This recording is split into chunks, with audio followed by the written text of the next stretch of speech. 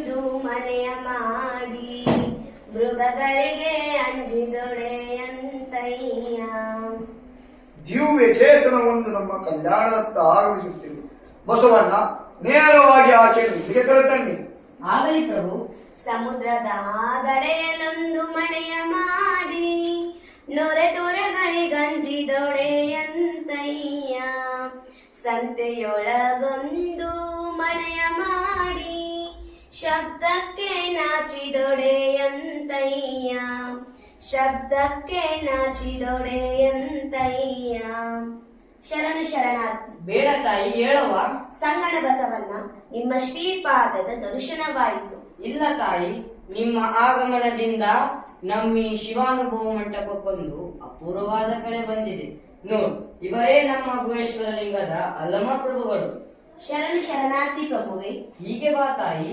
ನಿಲ್ಲಿ ಬಸವಣ್ಣನವರೇ, ಅನುಭಾವಿಗಳಿಗೆ ಜ್ಞಾನಿಗಳಿಗೆ ಮಾತ್ರ ನಮ್ಮ ಅನುಭವ ಮಂಟಪದಲ್ಲಿ ಸ್ಥಾನ. ಮಹಾದೇವಿಯ ನಿಲುವು ನಮಗಿನ್ನೂ ಸ್ಪಷ್ಟವಾಗಿಲ್ಲ. ಹೇಳು, ಉಕ್ಕುತ್ತಿರುವ ಯೌವನವನ್ನು ತೊರೆದು ಇತ್ತ ಕಡೆ ಬಂದದ್ದಾದರೂ ಏಕೆ?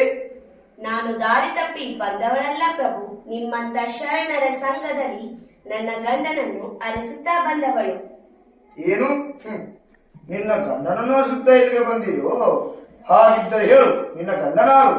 ಲೌಕಿಕದ ಗಂಡನನ್ನು ಅರಸುತ್ತಾ ಬಂದವಳಲ್ಲ ಪ್ರಭು ನಾನು. ಹರನೆಂಬ ವರನ ಮದುವನಿಗನ ಮಾಡಿ ಎನ್ನ ಮದುವನ ಗಿತ್ತಿಯಾಗಿ ಮಾಡಿದರು ಮದುವೆಯ ಗುರುಲಿಂಗರು. ಆ ಲೌಕಿಕ ಗಂಡನೊಂದಿಗೆ ಬದುಕಿ ಆ ಬದುಕನ್ನೇ ತಿರಸ್ಕರಿಸಿ ಬಂದವಳೆಂದು ಇಡೀ ಜಗತ್ತಿಗೆ ಗೊತ್ತು. ಕೌಶಿಕನ ಮೇಲೆ ತಪ್ಪನ್ನು ಹೊರಿಸಿ ನಿರ್ಮಾಣದಲ್ಲಿ ಬಂದಿರುವ ನಿನ್ನ ಈ ಸತಿ ಧರ್ಮವನ್ನು ನಮ್ಮ ಶರಣರು ಒಪ್ಪಲಾರರು. ತಪ್ಪು ಒಪ್ಪುಗಳೆಲ್ಲವೂ ಆ ನನ್ನ ಚನ್ನಮಲ್ಲಿಕಾರ್ಜುನನಿಗೆ ಗೊತ್ತು. ಇಹಕ್ಕೊಬ್ಬ ಪರಕ್ಕೊಬ್ಬ ಗಂಡನನ್ನು ಕೂಡುವ ಜಾರಿ ನಾನಲ್ಲ ಪ್ರಭು. ಸಾವಿಲ್ಲದ ರೂಪಿಲ್ಲದ ಚಲುವಂಗೆ, ಭಯವಿಲ್ಲದ ಭವವಿಲ್ಲದ ನಿರ್ಭಯ ಚಲುವಂಗೆ ನಾನು ಉಳಿದೆನಯ್ಯ. ಚನ್ನಮಲ್ಲಿಕಾರ್ಜುನನೇ ಗಂಡ ನನಗೆ, ಮಿಕ್ಕಿದ ಲೋಕದ ಗಂಡಂದಿರನಿಗೆ ಸಂಬಂಧವಿಲ್ಲವಯ್ಯ. ಬರೀ ಆಡಂಬರದ ಮಾತು. ಬಟ್ಟೆಯನ್ನು ಕಳಿಸಿದ ಮಾತ್ರಕ್ಕೆ ದೇಹತ್ತಲಾಗುವುದೇ ಮರೆತು ಮನಸ್ಸಿನ ಭ್ರಾಂತಿ ಹೋಗಲಾರದು. ಕೇಶವೆಂಬ ಸೀರೆ ದೇಹ ಕಂಟಿಕೊಂಡಿದೆ.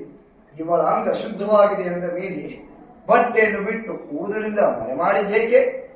ಕಾಮನ ಮುದ್ರೆಯ ಕಂಡು ನಿಮಗೆ ನೋವಾದೀತೆಂದು ಆ ಭಾವದಿಂದ ಮುಚ್ಚಿದೆ ವಿನಃ ನನ್ನ ಅಂತರಂಗದ ಮರೆ ಮಾಡಲು ಅಲ್ಲ ಪ್ರಭು. ಕೌಶಿಕನೆಂಬ ಕಾಮಕುಳ ಬಲೆ ಒಳಗಿದ್ದು ಆ ಕಾಮನನ್ನೇ ಗೆದ್ದೆ ಎಂಬ ನಿನ್ನ ಈ ಮಾತು ಒಲ್ಲದ ಮಾತು. ಎಂಬೆಯವ್ವ, ಕಾಮನ ಠಾವನ್ನು ಗೆದ್ದ ಪರಿಯನ್ನು ಹೇಳಬೇಕೇ ಪ್ರಭುವೆ. ಕಾಮನನ್ನು ಗೆಲ್ಲಲು ಆ ಕಾಮ ನನ್ನ ಮನಸ್ಸಿನಲ್ಲಿ ಹುಟ್ಟಲೇ ಇಲ್ಲ.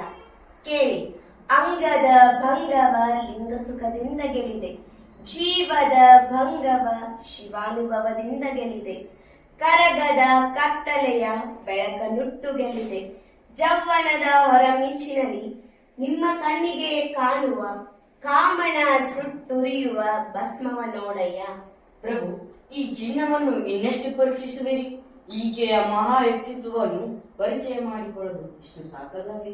ಅನ್ನ ಬಸವಣ್ಣ, ಪ್ರಭುದೇವರ ಚಿತ್ತಕ್ಕೆ ಅಡ್ಡಿ ಮಾಡುವಿರೇಕೆ? ಚಂದನವ ಕಡೆದು ಕೊರೆದು ತೇದಡೆ ನೊಂದನೆಂದು ಕಂಪ ಬಿಟ್ಟಿದ್ದೆ. ಆಹಾ ಆಹಾ, ಎಂತ ಅದ್ಭುತವಾದ ವಿಚಾರಧಾರೆಯಮ್ಮ ನಿನ್ನದು.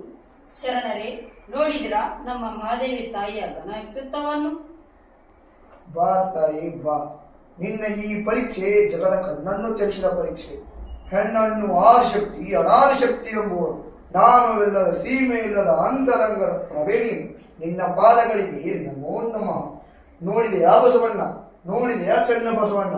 ಮಹಾದೇವಿಯ ನಿಲುವನ್ನು ಲೋಕಕ್ಕೆ ಪರಿಚಯಿಸದಂತೆ ನಾನು ಇಷ್ಟು ನಿಷ್ಠುರವಾಗಿ ಪರೀಕ್ಷೆ ಮಾಡಬೇಕಾಯಿತು. ಹೌದು ಪ್ರಭುವೆ, ಈಕೆ ನಮ್ಮೆಲ್ಲರ ಅಕ್ಕ, ನಮ್ಮೆಲ್ಲರಿಗೂ ಗುರುವಾಗಬಲ್ಲ ಯೋಗ್ಯತೆಯುಳ್ಳವಳು.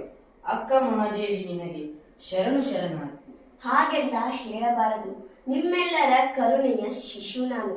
ನಿಮ್ಮೆದುರಿನಲ್ಲಿ ಅತಿ ಚಿಕ್ಕವಳು. ಶರಣು ಶರಣಾರ್ಥಿ. ಇರಬಹುದು ತಾಯಿ, ಇರಬಹುದು.